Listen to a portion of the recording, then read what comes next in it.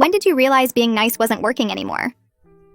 Last weekend, I received a call that there was a chemical emergency at my daughter's special needs swim program. By the time I arrived, paramedics were carrying my 8-year-old Sadie out on a stretcher, her body covered in vicious chemical burns and scabs. At the time, I was so panicked that I didn't even notice how she was the only kid who got seriously hurt, whilst every other kid was practically left untouched. Maybe some red eyes and a slight cough, but that's it. Before the ambulance even reached the hospital, her throat began swelling to twice its normal size. She started turning blue. The doctors left me waiting for hours. When they finally came out, they led me to a private room. Sadie might never speak again. The chemical burns on her throat were so severe that without surgery in the next 72 hours, the damage would be permanent. When they showed me the burn patterns on her wrists and ankles, they looked exactly like grip marks, like someone held her under. But my Sadie has Down syndrome, so she couldn't tell me what happened. I demanded answers from the nurse. That's when she mentioned that Malik, the swim instructor, told them Sadie panicked during the evacuation and went under for a few seconds. The next morning, while I was still at Sadie's bedside, my phone rang. Insurance company. Our claim was denied. The woman on the phone said I had 48 hours to appeal with proof it wasn't Sadie's fault. I started with the other parents. In the hospital parking lot, I recognized Lena from the swim class. When I asked her about the incident, she pulled me aside. Malik always takes Sadie away for special attention while our kids stay in the group. Says she needs one-on-one work in the equipment room. My stomach turned. Lena gave me the number and address of someone who used to work at the pool. Said she quit last month. I drove straight there. She wouldn't let me in but spoke through the cracked door. That equipment room Malik uses? He calls it his training space. No one else is allowed in when he has kids in there. Slam. She locked the door after that. 36 hours left. I drove straight to the pool. Malik was in the lobby talking to parents like nothing happened. When he saw me, his face tightened. I approached calmly. Please, I just need to know what happened. My daughter might never speak again. He looked at me with disgust. Maybe if you'd taught her to listen better, she wouldn't panic like an animal. Then more quietly, he mumbled. Not my fault that our word can't follow simple instructions. Before I could respond, a man in a suit appeared from the office. Miss Lally? I'm the pool's attorney. He handed me papers. This is a restraining order. Effective tomorrow morning. Come near this facility or Mr. Malik again and you'll be arrested. That evening, with less than 24 hours before Sadie's surgery deadline, I went to the police station. I laid out everything. The grip pattern burns, the locked equipment room, Malik taking kids alone. The desk sergeant seemed concerned, taking notes, until I mentioned Malik's name. His whole demeanor changed. Let me get my captain. I recognized him from the photos in the lobby. It was Malik's cousin. My nephew's been teaching special needs kids for 15 years. Never had a single complaint. He actually hung Malik's employee awards back on his wall while talking. Maybe this is nature's way of telling you some kids aren't meant to speak. Stop wasting police time. I left the station shaking. 18 hours left. That night at the hospital, I watched Sadie's burned hands move weakly against the sheets. She was trying to sign through the bandages. Hurt. Man hurt. Room. Bad room. 12 hours left. Time to go nuclear. I called my brother Luke from the hospital parking lot. Told him everything. When I finished, he simply said, I'll call Danny. We met in Luke's garage an hour later. I showed them the photos the doctor had taken of Sadie's burns. The pattern was undeniable. Someone held her underwater in concentrated chemicals. They studied the pictures in silence. Danny, who'd done 5 years in juvie for arson, was the first to speak. What do you need? At 2 a.m., we were outside Malik's apartment complex. All 3 of us in black. Luke picked the lock to Malik's unit in under a minute. Malik woke up to find himself zip-tied to his bathtub. 3 figures in black standing over him. He recognized my voice instantly. You held my daughter underwater. You burned her. Now you're going to tell me what you've been doing to her in that equipment room. The bathtub started filling with water. His muffled screams meant nothing to us. Those special breathing exercises you've been giving Sadie, the ones that required a locked door, what were they really? I grabbed his hair. I'll give you the same amount of time to answer that you gave my daughter to breathe. His head went toward the water. Just inches from the surface, he started thrashing violently. Please! Please! I'll tell you everything! Danny pulled him back up and Malik gasped for air, water dripping from his face as he started babbling about the breathing exercises he'd been doing with Sadie for the past 4 months. His words came out fast and jumbled as he explained how he'd take her into that locked equipment room every Tuesday and Thursday after the other kids left.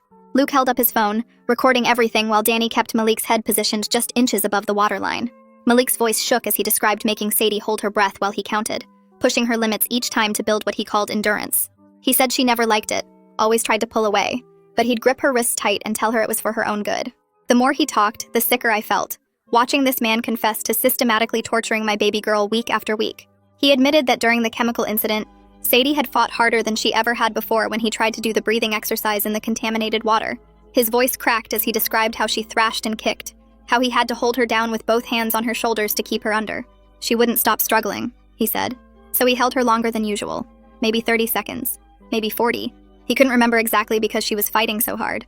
My hands clenched into fists as I listened to him describe my daughter's desperate fight for air while he pressed her underwater in burning chemicals. Luke's jaw tightened, but he kept the phone steady, making sure we got every word. Malik started crying now, snot mixing with the water on his face as he begged us to understand that he thought he was helping these kids get stronger. Danny yanked Malik's head back by his hair and told him to give us the access code to the equipment room at the pool. Malik immediately rattled off the numbers, 47291, and told us about the key to his personal locker hidden behind the third tile from the left in the men's changing room.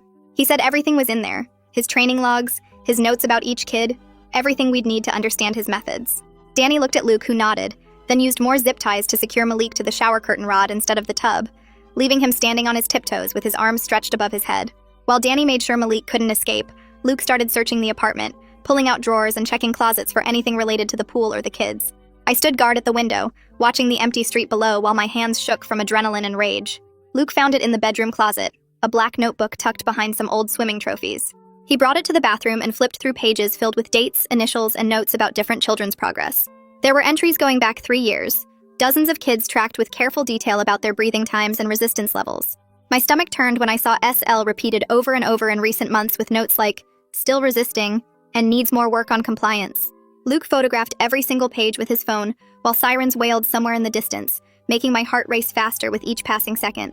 Before we left, I leaned close to Malik's tear-streaked face and told him in a low voice that if he ever reported this night or came within 100 feet of my daughter again, we'd send the recording to every parent in the swim program. I explained how they'd all know exactly what he'd been doing to their children in that locked room. Danny added that guys in prison had special ways of dealing with people who hurt kids with disabilities, and Malik's sobbing turned into full body shakes. We left him there, zip-tied to his shower rod, and walked out into the dark morning without looking back. Luke insisted we drive separately to avoid being connected if anyone saw the vehicles, so I followed his taillights through empty streets to his house on the other side of town. Once inside his garage with the door closed, we huddled around his phone and listened to the full recording, Malik's voice echoing in the concrete space as he confessed to everything. The reality of what we'd just done started sinking in as we heard our own voices threatening him, Danny talking about the water, the sound of Malik choking and begging. We had enough to destroy Malik completely, but we'd also recorded ourselves committing serious crimes that could send us all to prison for years. Luke looked at me and said we needed to be smart about this, that we couldn't just hand it to the cops after what we'd done. Danny agreed, saying we should keep it as insurance but find another way to nail Malik legally. The weight of it all pressed down on me, but when I thought about Sadie's burned throat, about her trying to sign through bandages that she was hurt, I couldn't bring myself to regret a single second of what we'd done to that monster. By 4 a.m., I was back at the hospital, walking through the quiet hallways towards Sadie's room, when a woman in a navy blazer approached me. She introduced herself as Joanna Hart, a social worker who'd been assigned to help with our insurance appeal after someone called in a concern about potential abuse. She had kind eyes and a folder thick with papers, and she mentioned there was an expedited process for cases where abuse was suspected that could get approval within hours instead of days.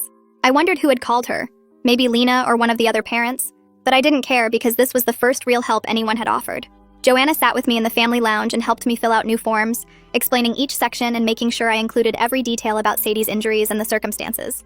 She promised to personally walk the paperwork through the system that morning, calling supervisors and pushing for immediate review. She also scheduled us to meet with Dr.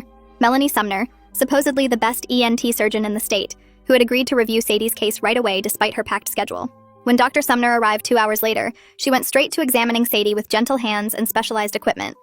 After 20 minutes of careful assessment, she came out to tell me we couldn't wait any longer because the scarring was already beginning to form. She said Sadie needed surgery within the next 6 hours, or the damage to her vocal cords would be permanent, leaving her unable to speak clearly for the rest of her life. Dr. Sumner promised to document everything meticulously during the surgery, taking photographs and measurements that would be crucial for both medical treatment and any legal proceedings.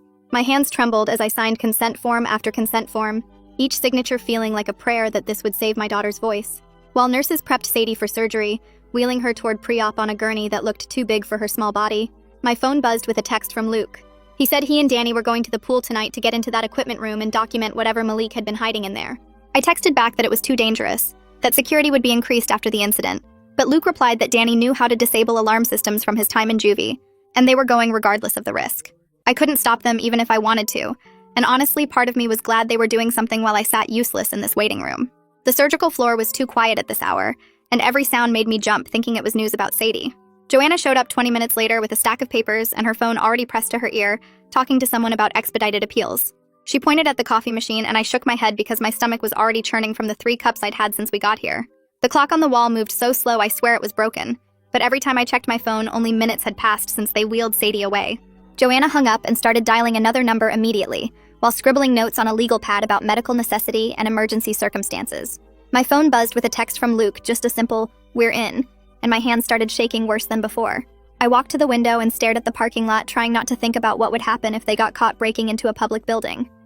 Another text came through this time, a photo of rows of chemical bottles stacked on metal shelves with labels I couldn't read clearly on my phone screen. The next photo showed a blue mat with dark stains that looked like someone had been sick on it repeatedly. Then came a picture of a locked metal cabinet with a heavy padlock that Luke said they couldn't get open without making too much noise. Joanna touched my shoulder and asked if I was okay, but I just showed her the photos without explaining where they came from. She studied them for a second, then went back to her calls this time, leaving a message for someone's supervisor about a child abuse case requiring immediate insurance authorization. More photos came through showing buckets with handwritten labels that said, "Training water," and "Advanced breathing mix," which made no sense for a regular swimming pool. Luke texted that Danny was taking water samples from each bucket using bottles he'd brought in his backpack. Then suddenly the messages stopped for 5 whole minutes, and I thought I might throw up from the stress. When my phone finally buzzed again, it was Luke saying the alarm went off and they had to run, but they got out clean with the samples and something else. The something else turned out to be a spiral notebook they'd grabbed from a desk drawer that had dates and chemical formulas written in what looked like Malik's handwriting. Danny sent a photo of one page showing calculations for chlorine concentrations that were way higher than normal pool levels, with notes about building tolerance and pushing limits safely. He recognized some of the chemical names from his time working in the prison kitchen, where they used industrial cleaners, and he said these weren't meant for any pool, especially not one with kids. 3.5 hours after they took Sadie back, the OR doors finally opened, and Dr. Sumner walked out still in her surgical scrubs. She pulled off her surgical cap and sat down across from me and Joanna, explaining that the surgery went as well as could be expected, given the extent of the damage. Sadie's vocal cords were severely scarred from the chemical burns, and while they'd done their best to repair what they could, recovery would be long and uncertain. She'd taken extensive photographs during the procedure documenting every burn and scar, which she said would be critical evidence if we pursued legal action against whoever did this.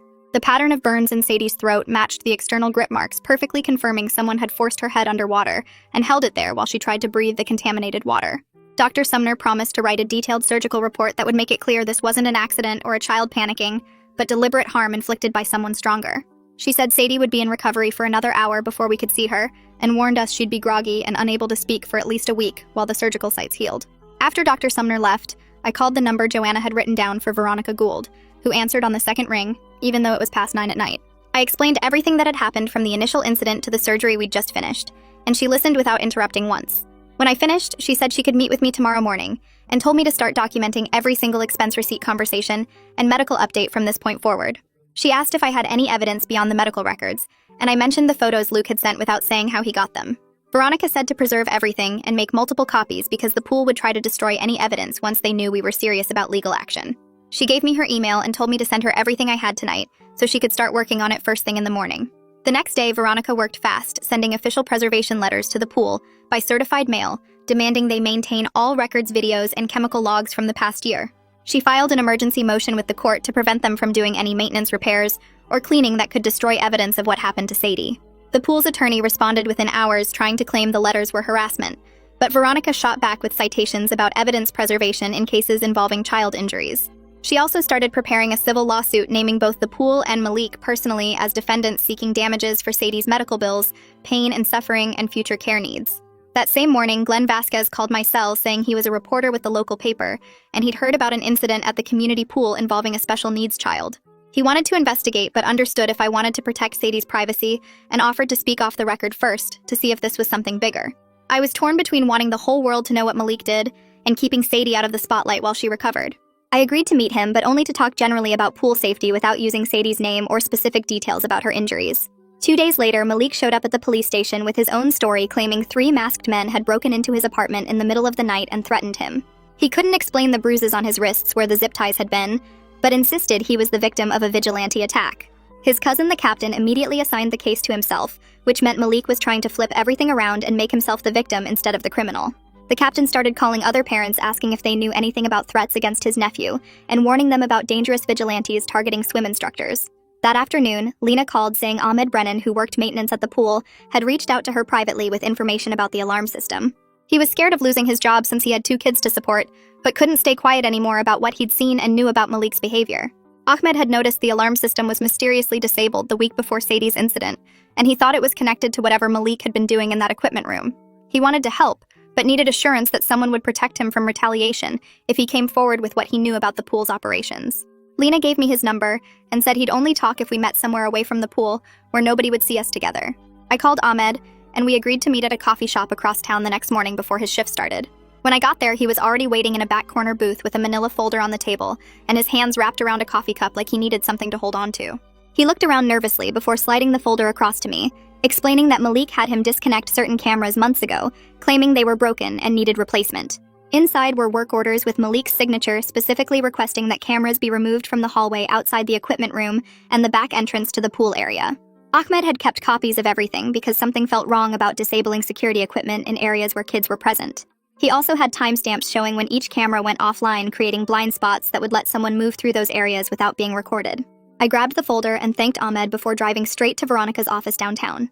She was in a meeting, but her assistant saw my face and got her immediately. Veronica spread the work orders across her desk, and her eyes went wide as she traced the dates with her finger. She made copies right there and had her assistant scan everything while she called Glenn on speaker to tell him what we had.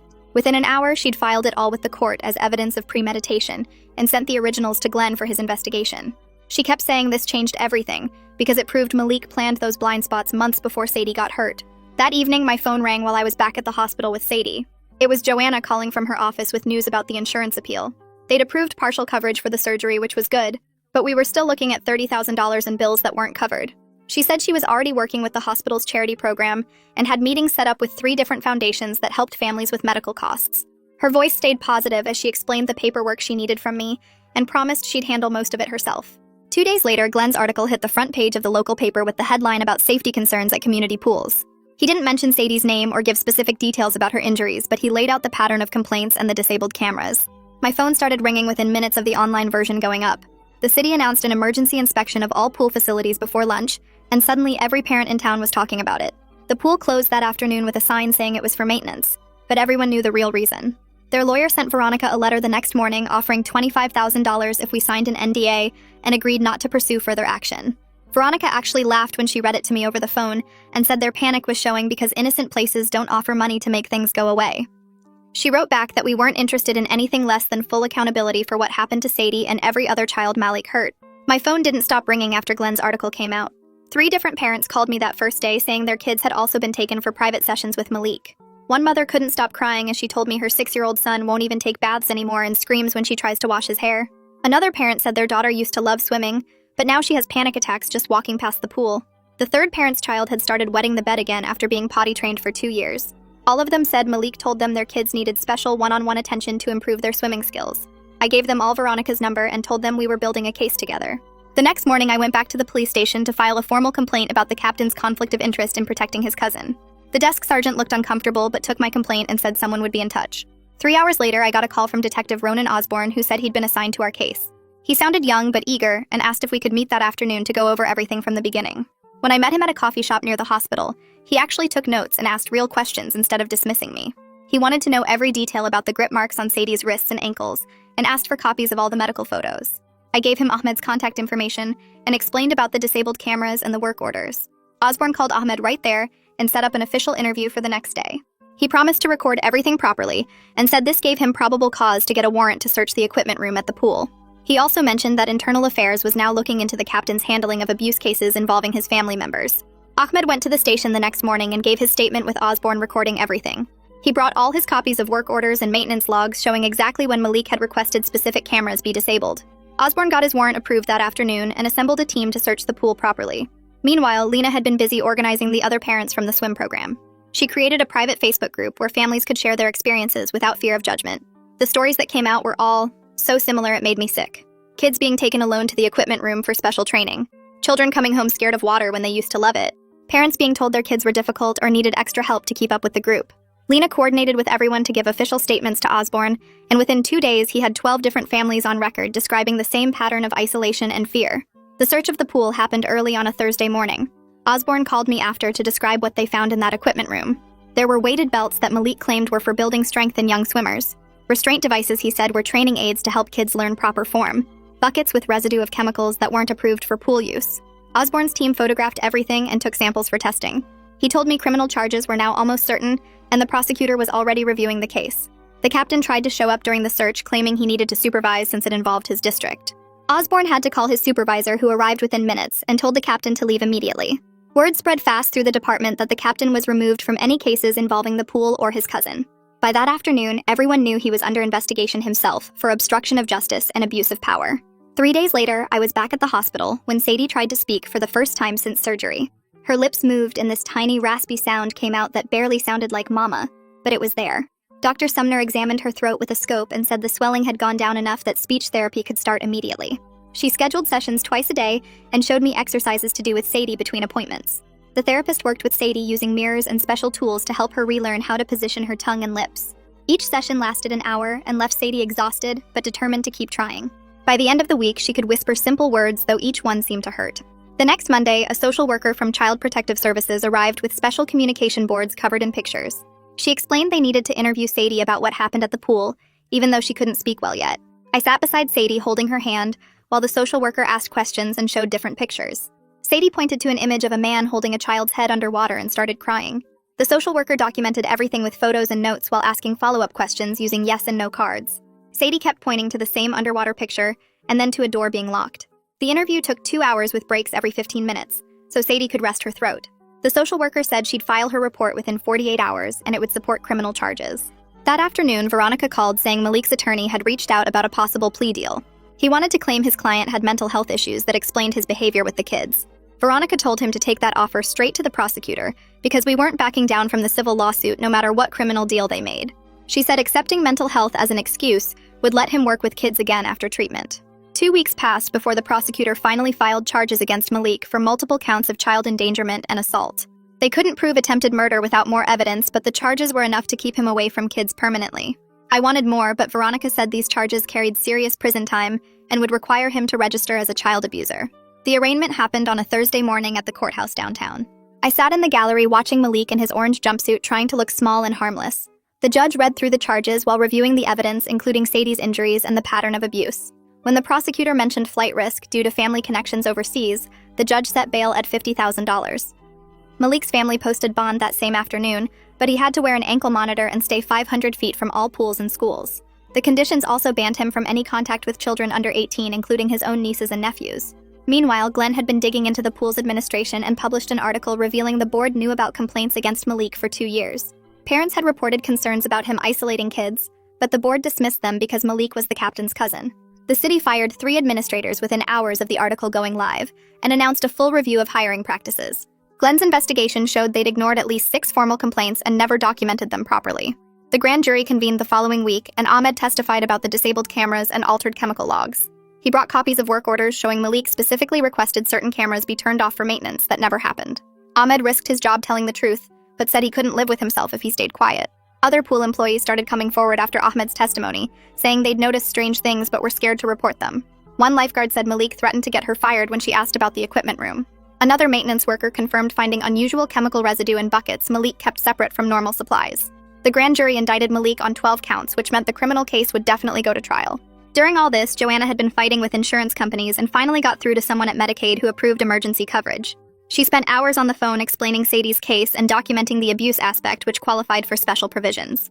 The hospital charity board approved covering the remaining bills after reviewing our financial situation and the circumstances. The relief of not owing $30,000 meant I could focus on Sadie's recovery instead of bankruptcy. Luke and Danny met with Veronica about the recording from that night at Malik's apartment. She'd already talked to the prosecutor about limited immunity if they testified about what Malik confessed. The prosecutor agreed their testimony about Malik admitting to holding kids underwater was worth more than charging them with intimidation. Danny seemed relieved he could help the case without going back to prison. Luke still felt guilty about that night, but Veronica assured him the confession would be crucial for conviction. She had them write out detailed statements about everything Malik said, including his admission about the special breathing exercises. More families started joining our civil lawsuit after Glenn's articles, and the criminal charges became public. Parents whose kids had been in Malik's classes for years came forward with similar stories about private sessions. Veronica filed paperwork, making it a class action lawsuit against the pool and city for negligent supervision. She said the settlement could be substantial enough to cover Sadie's therapy and all future medical needs. 12 families had joined within a week, and more kept calling her office. The pool's insurance company was already making settlement offers, but Veronica said we could do much better if we stayed united. 3 days later, Ahmed called me at 6 in the morning saying Malik just drove past the pool and the traffic cameras caught everything. Ahmed had made sure those cameras stayed on after the police started watching the area more closely. I watched the footage on my phone showing Malik's car slowly passing the pool entrance 4 times in 20 minutes. The prosecutor filed an emergency motion that afternoon, and by evening, Malik's bail was revoked. Officers arrested him at his apartment while I watched from across the street with Luke. Malik screamed about his rights as they put him in the patrol car, but the judge had already signed the order. That night, I slept 8 hours straight for the first time since the incident. The next morning, Osborne called to tell me the captain got suspended without pay after Internal Affairs found evidence he'd been protecting Malik for years. They reopened 12 old cases where parents had complained about pool staff, and the captain had closed them without proper investigation. Federal investigators showed up at the station and started pulling files going back a decade. Osborne said they found emails between the captain and Malik discussing how to handle difficult parents. 2 weeks passed before Sadie's next speech therapy session, where something amazing happened. She looked right at me and said, "Mama," so clearly that her therapist started crying. We went straight to the ice cream shop where Sadie kept signing happy over and over while eating chocolate chip. Her voice was still soft and raspy, but she could form words now. The therapist said her vocal cords were healing faster than expected. I recorded her saying "mama" and "love" and sent it to everyone who'd been supporting us. The pretrial hearing came up faster than expected when Malik's lawyer filed a motion to suppress our recording from that night. We sat in the courtroom while his attorney argued that Malik was in custody and hadn't been read his rights. The prosecutor played the recording and pointed out that Malik wasn't under arrest and had voluntarily confessed. The judge took 10 minutes to decide before ruling the recording was admissible since we weren't law enforcement. Malik's lawyer slumped in his chair, knowing their best defense just disappeared. Veronica called that afternoon saying the pool's insurance company offered $500,000 to split among all 14 families now in the lawsuit. She laughed and said they were terrified of a jury seeing Sadie testify, even if just through sign language. We had a meeting with all the families where Veronica explained we could push for much more. Everyone agreed to reject the offer and keep fighting. The insurance company's lawyer looked shocked when Veronica told him we wanted 10 times that amount. 3 days later, Danny got picked up on an old warrant from a bar fight 2 years ago. I panicked thinking we'd lose his testimony, but Veronica worked her magic with the judge. She explained Danny's cooperation in our case and got him weekend jail time so he could still work and testify. Danny hugged me outside the courthouse and said helping Sadie gave his life meaning after all his mistakes. He'd been sober 6 months and planned to stay that way. Sadie started back at the school the following Monday with a full-time aide named Mrs. Peterson, who knew sign language. Her teacher called me that first day saying Sadie kept checking on the younger kids at recess. She'd watch them on the playground and sign safe whenever a teacher was nearby. The aide said Sadie seemed determined to protect the little ones. Other kids started learning basic signs to talk with her. Veronica scheduled a meeting to prepare us for trial, which the judge set for 3 months out. She explained how grueling testifying would be, and arranged for Sadie to give testimony through closed-circuit television. We practiced with Sadie using the cameras so she wouldn't be scared when the time came. Malik wouldn't be in the room when she testified, but his lawyer could still ask questions through the prosecutor. Veronica said Sadie's testimony would destroy any sympathy the jury might have for Malik. Glenn's investigation won a state journalism award for public service reporting that led to new pool safety laws. At the ceremony, he announced he was donating the $5,000 prize to Sadie's speech therapy fund. He told the audience her story changed how the whole state protects vulnerable children. The new laws required cameras in all areas where adults worked alone with kids and mandatory background checks every 6 months. I was pushing my cart through the produce section when Malik's mother appeared in front of me. She grabbed my arm, begging me to show mercy because her son was sick and needed psychiatric help, not prison. Her eyes were red from crying as she said Malik had problems since childhood that she should have addressed. I pulled my arm away and told her Sadie needed help too when Malik held her under the chemicals. She kept following me through the store saying prison would kill him. I left my cart and walked out shaking so hard I couldn't drive for 20 minutes. 2 weeks later, Veronica called me with news about the city's settlement offer while I was helping Sadie with her speech exercises. The city agreed to pay $200,000 and promised to put cameras in every youth program facility, plus mandatory background checks every 6 months. I signed the papers at her office thinking it wasn't nearly enough money for what happened, but at least the new rules might keep other kids safe. Luke came over that night looking worse than I'd seen him in years. He told me he'd started seeing a therapist because he couldn't stop thinking about what we did to Malik that night in his bathroom. The therapist was helping him work through watching his niece get hurt and not being able to protect her the right way. He'd started going to city council meetings pushing for stronger laws about reporting abuse. The deposition happened 3 weeks after that in a conference room downtown, where Malik sat across from us with his lawyer. He admitted to holding kids underwater, claiming it was special training to make them better swimmers. He kept saying he was helping them build strength and teaching them discipline. His lawyer kept touching his arm, trying to get him to stop talking, but Malik couldn't help himself. He went on about how parents didn't understand his methods, and how the kids needed to be pushed harder. Even his own lawyer looked sick listening to him describe forcing children to hold their breath until they panicked. Veronica recorded everything while I sat there watching this man describe torturing my daughter like it was some kind of accomplishment. The pool filed for bankruptcy the next week, trying to dodge our lawsuit, but Veronica had already frozen their assets and insurance policies months ago. She explained they couldn't just walk away from what they'd done, and the families would get paid even if it took years to sort through all the legal stuff. Sadie's voice kept getting stronger every day with her speech therapy. One morning, her teacher called saying Sadie wanted to sing at the school talent show next month. We practiced every night with her choosing "You Are My Sunshine" and signing the words while she sang in her soft new voice. The night of the show, I watched from the front row as my baby stood on that stage singing clearly enough for everyone to hear. Parents around me were crying, and even the principal had to wipe his eyes. 3 days before the trial was supposed to start, Malik's lawyer called Veronica saying he wanted to plead guilty. The prosecutor offered him 8 to 12 years with possible parole after 5 if he admitted to everything. It wasn't close to what he deserved for hurting all those kids, but it meant Sadie wouldn't have to testify or see him again. I sat in the courtroom watching them take him away in handcuffs after the judge accepted his plea. The captain who protected Malik got indicted on corruption charges 2 weeks later. Internal Affairs found evidence he'd been covering for his cousin for years and blocking investigations. He took a deal to resign and avoid jail time, which made me sick, but at least he couldn't hurt any more families. Osborne got promoted to captain and held a press conference promising to fix how the department handles abuse cases.